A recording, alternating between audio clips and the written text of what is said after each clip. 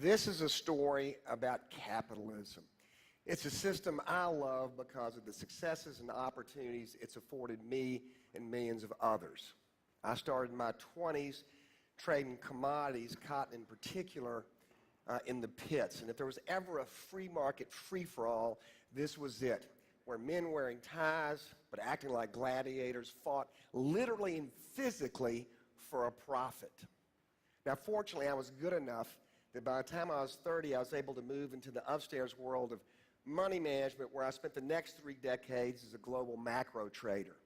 And over that time, I've seen a lot of crazy things in the markets, and I've traded a lot of crazy manias. And unfortunately, I'm sad to report that right now we might be in the grips of one of the most disastrous, certainly, of my career. And one consistent takeaway is manias never end well. Now, over the past 50 years, we as a society have come to view our companies and corporations in a very narrow, almost monomaniacal fashion with regard to how we value them. And we have put so much emphasis on profits, on short-term quarterly earnings and share prices, at the exclusion of all else. It's like we've ripped the humanity out of our companies.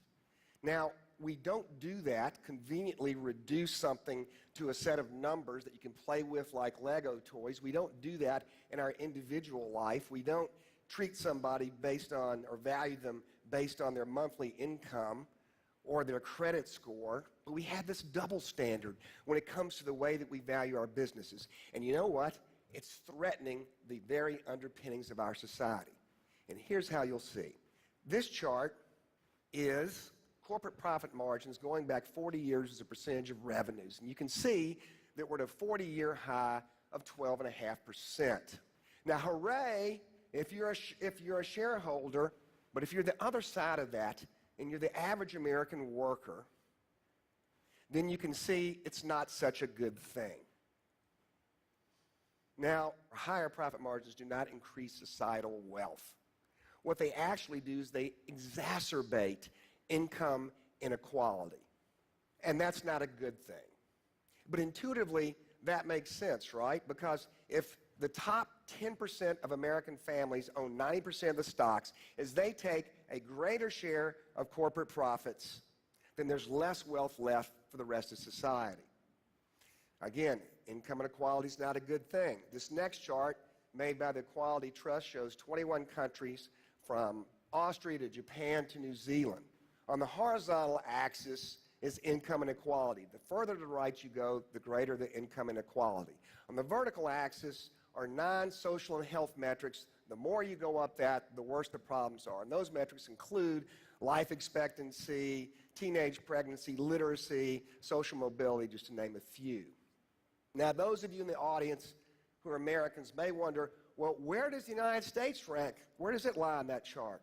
And guess what? We're literally off the chart. Yes, that's us with the greatest income inequality and the greatest social problems according to those metrics. Now, here's a macro forecast that's easy to make, and that's that gap between the wealthiest and the poorest. It will get closed.